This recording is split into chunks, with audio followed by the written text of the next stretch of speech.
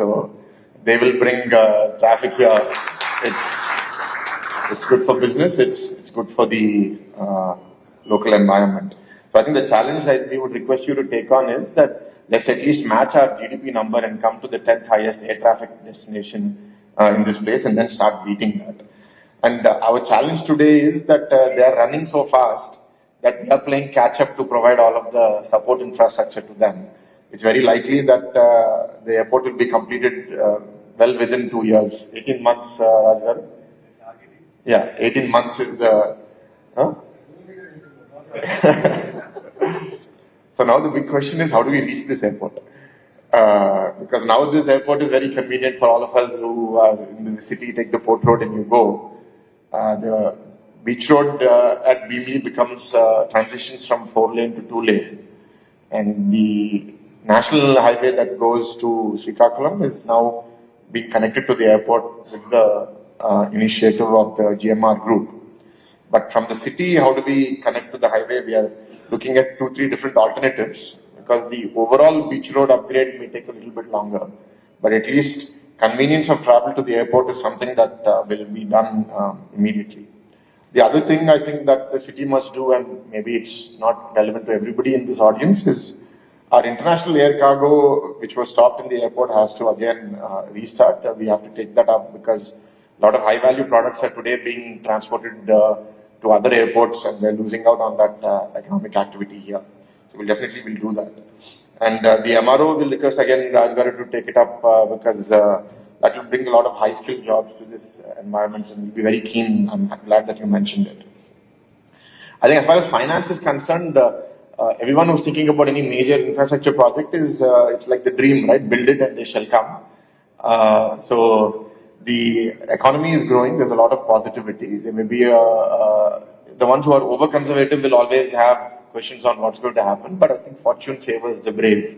And I think the brave move that the GMR group is doing goes beyond emotional. I'm sure it's going to do very well financially. And I think it will be a shining light for the greater Northern Andhra. And many other points that are being covered today, just want to give some inputs and some requests.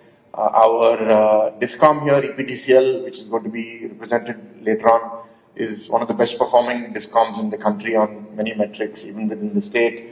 I just had a review meeting with them recently, and we discussed about uninterrupted power supply to industry, to the greater ecosystem, and I think we're getting very close to that. A lot of improvements that are happening over there. A very important project which I would like to raise awareness through on this platform is this PM Suryagar project, where rooftop solar is being encouraged in a huge way, and subsidies are being given to the extent of almost 50%. And it is to apartments, to individual homes, and they want to do 1 crore homes in the country. I would like to take on a target of Andhra Pradesh at least doing 10 lakhs of that. So through all of you, I think please raise awareness in your communities. I think it will be great if we can really take that on, because that will really reduce the burden of electricity cost on this state. On the internet and electricity cabling, we have a huge outlay of UG cabling. I think we will complete it within the next 2 to 3 years. And you will see the greater Visakhapatnam area will not have any exposed electricity wires at the end of this project. So we're very keen to complete that. It will transform not just the utility, but the aesthetic, and it will also make us disaster proof. Now, a very small percentage of the city is completed, but a large part remains, and we will be completing that also.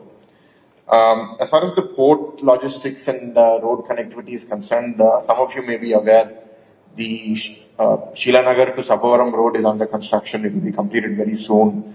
The Convent Junction to Sheelanagar road is also sanctioned and the work has begun. That will also be completed soon. So I think a lot of the truck traffic or the cargo traffic will be exiting the city without damaging passenger flow.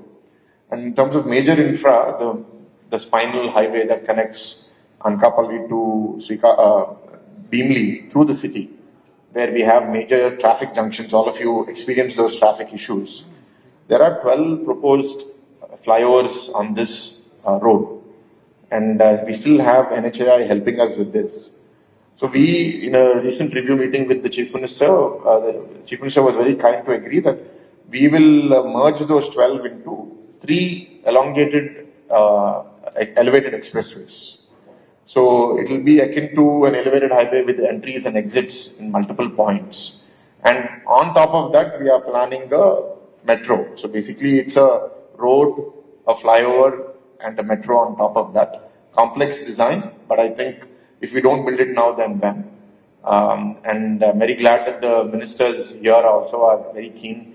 Lokesh Garu was just saying that if you don't build it now, 10 years later, it's going to be 5 times as expensive or 6 times as expensive. So whatever pain we go through now.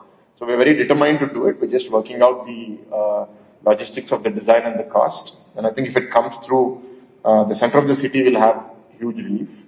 We want to satisfy short-term challenges of traffic management and completing the flyovers, but also not damage the long-term. That if we think only short-sighted, then within 10 years we'll run out of infrastructure again.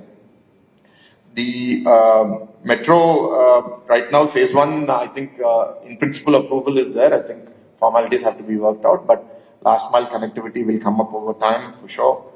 And the last point on housing, I've been requesting in every meeting that I've been going to that let us go for vertical housing. Let's not do ground G or G+1. Let's go G+10, G+15 because land in Visakhapatnam has become so expensive now. And if you look at any example, global example of growing economies like China and other countries, they've all gone vertical. And for us, we sometimes don't do that, but I think again, the government today is thinking very progressively.